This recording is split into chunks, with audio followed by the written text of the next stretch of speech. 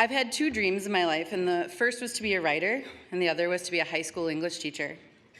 And although there were many obstacles along the way, I eventually reached these dreams, but unfortunately, it required me to accrue quite a bit of education debt. And it's an understatement when I say quite a bit. My story is long and involved, one packed full of frustration, tears, and many times desperation, and sometimes tears of desperation. In 2005, I was accepted into the MFA program at Hamline University, and when I inquired about scholarships, grants, financial aid, anything that's available, I was told that the pursuit of a graduate degree was a privilege, and therefore there was very little funding for it. And I would just have to take out loans. The majority of the loans I qualified for were unsubsidized. I had to quit my salaried position managing a restaurant, take an hourly job making considerably less, go without health insurance just to be able to afford to pursue my dream. Because I was a working adult, it took me 5 years to complete my master's degree in 2010. And when I was done, my loans had been sold off in pieces, accruing an 8% interest rate while I was in school. With a lot more frustration and tears, I took all the steps necessary to consolidate those loans and got the interest rate down to 6.8%. Then a few years later, I decided to go back to school and pursue my teaching license. Due to my other degrees, I had to enroll in an initial licensure program, which is also a master's program, and once again, I had to drastically change my lifestyle in order to be able to afford to live. In fact, when it came time to do my student teaching, the program required me to quit my job. I had already taken out the maximum amount of loans afforded me for the year, and you can imagine it was one of those points of desperation when you ask your father, who is a disabled veteran, for money. I was also forced to max out my credit cards just so I could maintain paying my bills, paying my rent. What was even more disheartening during this process was the line of questioning I would get from family and friends, and at times the financial aid advisors at the very school I was enrolled in. Maybe there were cheaper options. Why did you have to go to Hamline? Why can't you go to the U of M? Why do you need a degree at all? You could teach at a private school. My very frugal father would quiz me about my finances, and he always seemed to suggest that I wasn't doing enough to save. My friends couldn't understand the logic behind my choices. They thought I was an idiot for pursuing a career with so little payout that required such a huge financial sacrifice. Those closest to me managed to make me feel as though I was at fault for incurring this debt. And sadly, I started to believe they were right.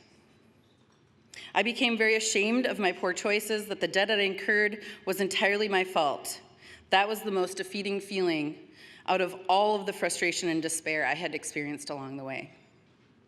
I hated that in a country where it is advertised as the place that allows people to fulfill their dreams, the pursuit of happiness, my dream wasn't good enough, wasn't free enough, wasn't noble enough, wasn't justified enough, was not logical. But I relentlessly pursued my dream anyway. And so at all costs, literally all costs, I earned my teaching license in 2014.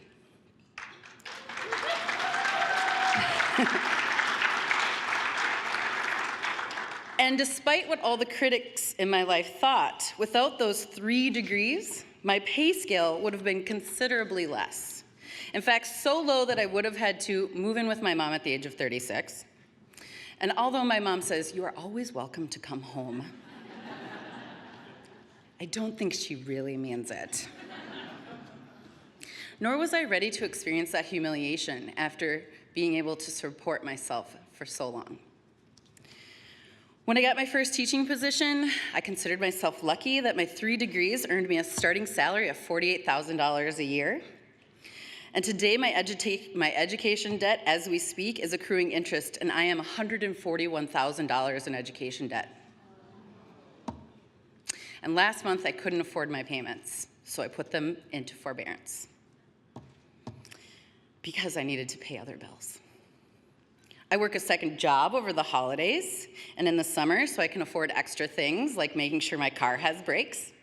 making sure my house can be fixed when the hot water heater falls apart.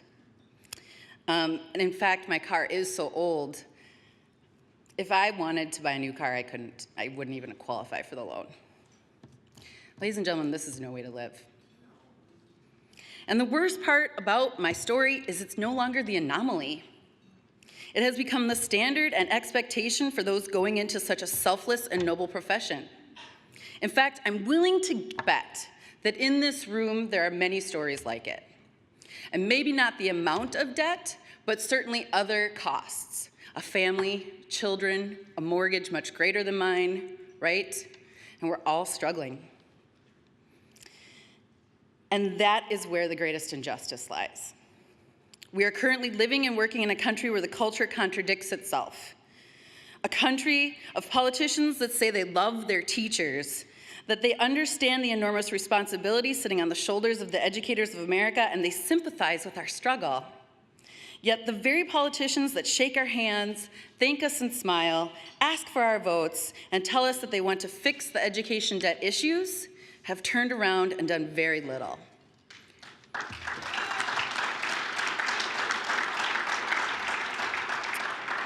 In the service industry, we call that verbal gratuity.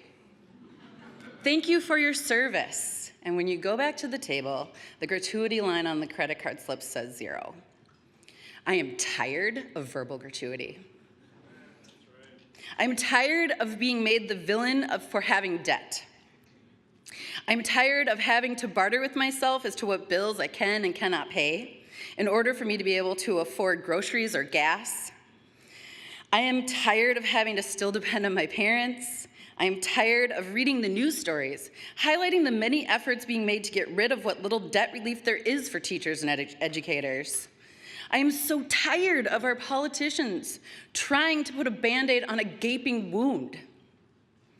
They have no idea how much this issue is crippling teachers, as well as the futures of our students. And I'm sick and tired of hearing that these very people we have voted into office are willing to blatantly ignore the problem at the sacrifice of our children's futures simply because I'm a union member. I'm frustrated, and this time it has nothing to do with my students. In fact, they're the reason why I continue to fight. And when my 9th grade students were asked to write an argumentative essay, they were given the choice of any topic. However, the majority of my 140 students chose to write on one of 2 topics: why college education should be free, and why standardized tests should be abolished.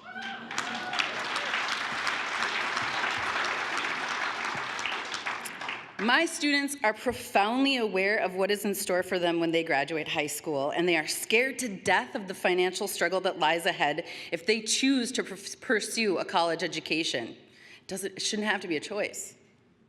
I find it completely unacceptable that we live in a country that sets up our students to fail right out of the gate. And so it's no longer just a matter of me being angry because of my unfortunate circumstances or those of my colleagues. I am angry because I can no longer sit and watch as the government continues to prey on the futures of my students for financial gain. And so this is why I'm here today, because it's time. It's time for us to stand up for not only our own personal livelihood, but to preserve the ability for our students and children to pursue their dreams, their happiness, without failure, without guilt, without doubt, and without debt. And it's also time, thanks, and it's also time to hold our politicians accountable. Remind them that despite our union membership, last time I checked, we vote. We pay taxes, and they work for us.